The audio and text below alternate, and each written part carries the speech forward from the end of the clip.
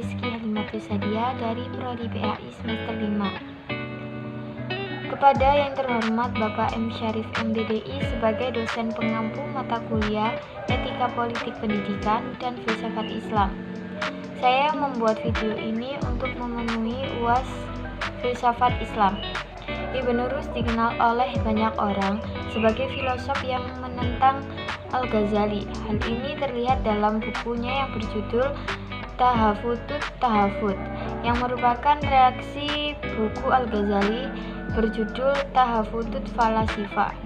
Dalam bukunya, Ibnu Rus membela pendapat-pendapat ahli filsafat Yunani dan umat Islam yang telah diserang habis-habisan oleh Al-Ghazali. Sebagai pembela Aristoteles atau filsafat Yunani, tentunya Ibnu Rus menolak prinsip ijraul adat dari Al-Ghazali. Begitu pula dengan Al-Farabi. Dia juga mengemukakan prinsip hukum kausal dari Aristoteles.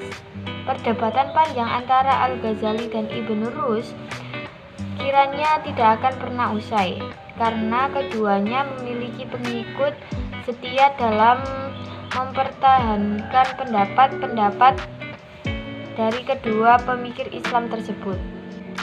Al-Ghazali adalah sebagai golongan filsafat Islam di dunia Islam Timur, sedangkan Ibnu Rus adalah sebagai salah satu pemikir dari golongan filsafat Islam dunia Islam Barat.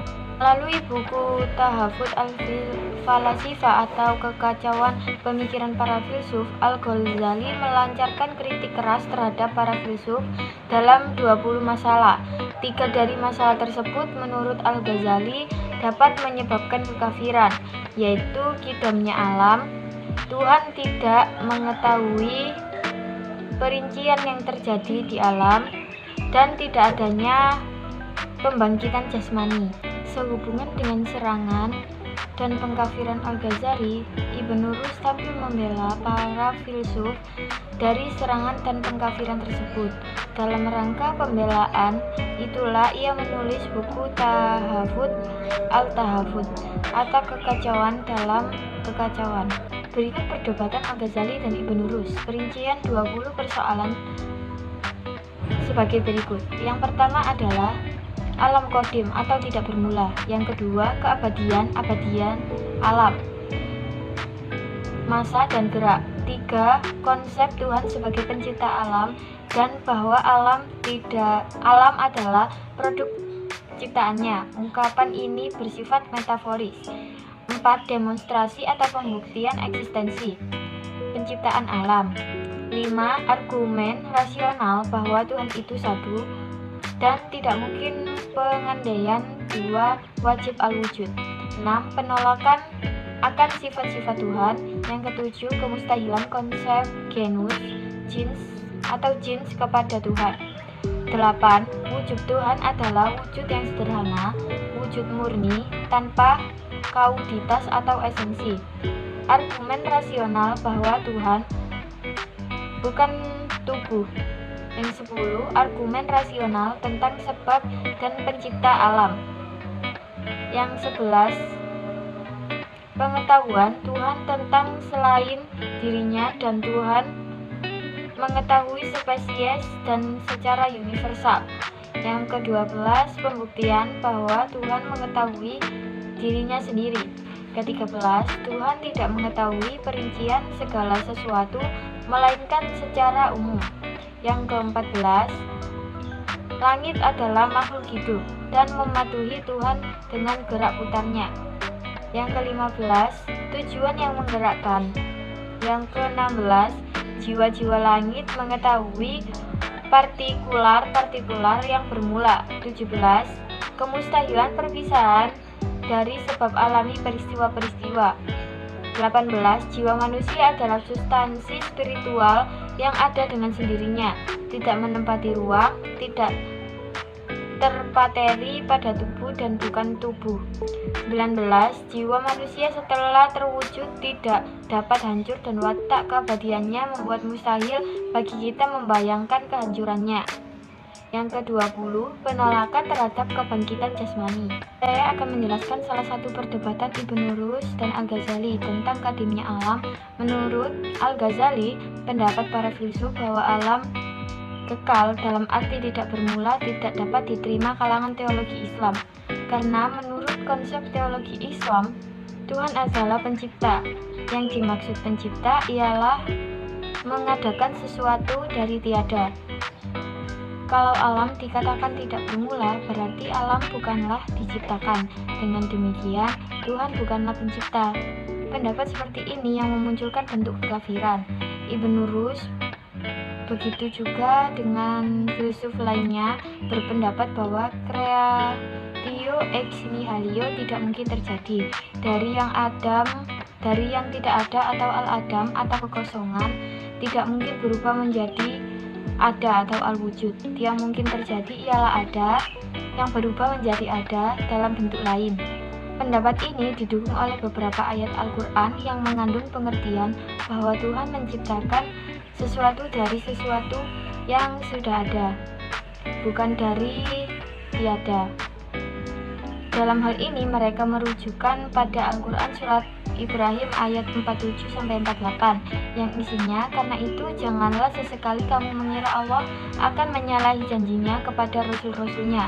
Sesungguhnya Allah Maha Perkasa lagi Maha mempunyai pembalasan. Pada hari bumi diganti dengan bumi yang lain dan langit dan mereka semuanya berkumpul menghadap ke hadirat Allah yang Maha Esa lagi Maha Perkasa. Quran Surat Ibrahim. Ayat ini menurut Ibnu Rus mengandung arti bahwa sebelum adanya wujud langit-langit dan bumi telah ada wujud lain, yaitu wujud air yang di atasnya terdapat tahta kekuasaan Tuhan. Dan adanya masa sebelum masa diciptakannya langit dan bumi. Tegasnya sebelum langit dan bumi diciptakan telah ada air, tahta, dan masa. Menurut Al-Ghazali, sesuai dengan kaum teolog muslim, bahwa alam diciptakan Allah dari tiada menjadi ada, atau al-ijad min al-adam. Penciptaan dari tiadalah yang memastikan adanya pencipta. Yang tidak ada membutuhkan yang mengadakan, justru itulah alam. Ini mesti diciptakan dari tiada menjadi ada. Sementara itu menurut filosof muslim, alam ini kodim, artinya alam diciptakan dari sesuatu atau materi yang sudah ada. Bagi Ibnu Rus, Al-Ghazali telah keliru dalam menarik kesimpulan bahwa tidak ada seorang filosof muslim pun yang berpendapat bahwa kodimnya alam sama dengan kodimnya Allah. Akan tetapi, yang mereka maksudkan adalah yang ada berubah menjadi ada dalam bentuk lain, karena penciptaan dari tiada atau al-adam menurut filosof muslim adalah sesuatu yang mustahil dan tidak mungkin terjadi. Dari tidak ada, tidak bisa terjadi sesuatu. Oleh karena itu, materi asal alam ini mesti kodim. Al-Ghazali di sini juga membantah bahwa perkataan Tuhan lebih dahulu adanya daripada alam dan masa ialah bahwa Tuhan sudah ada sendirian sedangkan alam belum ada. Kemudian Tuhan ada bersama-sama dengan alam. Dalam keadaan pertama kita membayangkan adanya zat yang sendirian, yaitu zat Tuhan. Dan dalam keadaan kedua kita membayangkan dua zat, yaitu zat Tuhan dan zat alam.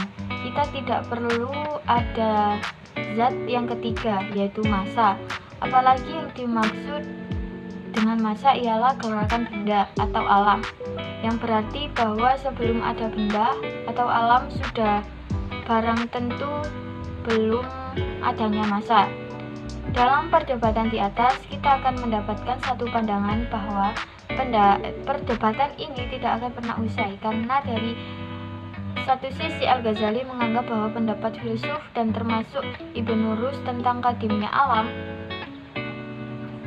termasuk membawa kekafiran. Kemudian di sisi lain Ibnu Rus juga enggan pendapatnya dianggap akan atau telah menimbulkan kekafiran. Dan lagi kedua tokoh ini mungkin juga para pengikut keduanya sama-sama memiliki dasar yang kuat dan meyakinkan. Sekian dari saya akhiri. Wassalamualaikum warahmatullahi wabarakatuh.